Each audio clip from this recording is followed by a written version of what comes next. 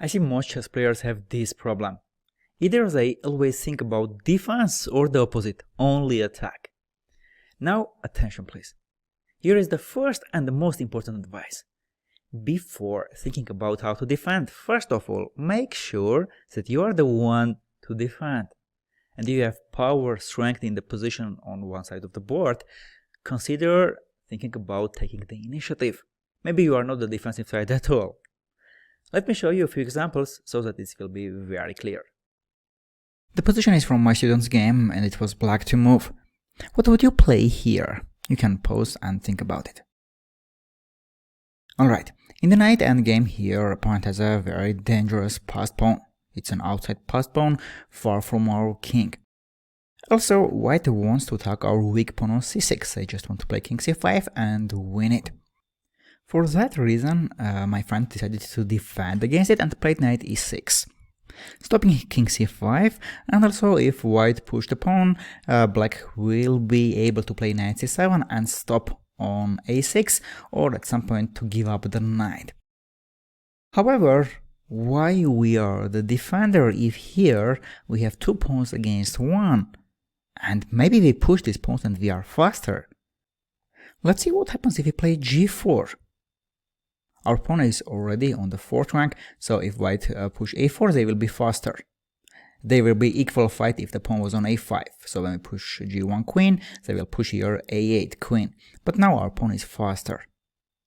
Now white can try to play king d3, and it looks like that the king is in the square and they are in time. So if we push here g3, white will play king e2, g2, king f2 and catch our pawn. However, after king d3, instead of pushing g3, we can take gh3. And now the pawn square becomes this one, and the king cannot jump there. The knight is also very far from our pawn. After g4, white can take hg4. Now if we take hg4, king d3, and now white doesn't have the h3 pawn and we cannot take gh3, and if g3, king e2, white is really in time. But after g4, hg4 here we have a strong move. Do you see it?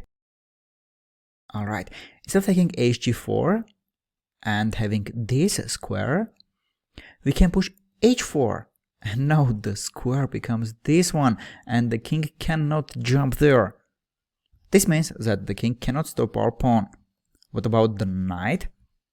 The knight also cannot. There is no knight d5, we take cd5, if king d3, h3, knight c4, we play h2. So the knight cannot jump to f2 and stop h1, and this means that after g4, black just wins the game. Instead of thinking about attack, my friend thought about defense and played knight e6. Another example, it's white to move, how to continue? Alright, it seems we have a problem here. We have here weak pawns on the queen side and this pawn stops us. Just because of one pawn, none of our 3 pawns are passed pawns. And here black has 2 connected passed pawns. How to defend on the king side against this plan of opponent when they push them? So the answer is, we should not think about defense unless we have a counterplay. If we have a counterplay, if we have some power on one side of the board, at first we think maybe we are faster. So here when we have 3 pawns against 1, we have learned about breakthrough, and we can sacrifice our pawns and get a passed pawn. We can either push a pawn or a c pawn. Which one do you think we should consider first? To play a5, a6 and after ba6 get this passed pawn, or c5, c6 and get the a pawn? Alright, if you said we should consider c5, c6, you're absolutely correct. There are a few reasons why. First of all, when we play c5 and then c6, we are getting an outside passed pawn, and you already know the power of it. If instead of c5 we play a5 and then a6, our pawn is not an outside. And there is one more advantage. When we play c5 and c6 after bc6, opponent pawn is not a passed pawn because here we have a one on c3. While when we push here a5 and a6, after ba6, opponent has an outside passed pawn. Now, coming back to the initial position, it becomes clear we need to calculate c5 move. We want to play c6, give up this pawn, and then push it.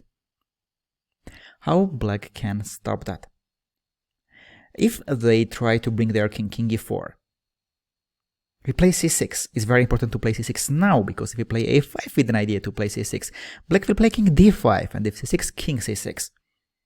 So we play c6, and after bc6, a5.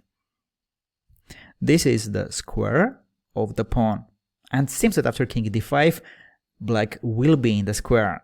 But their problem is that this c6 pawn, and after a6, the square becomes this one, and because of this pawn, black cannot jump to c6 and catch our pawn. Our pawn is unstoppable.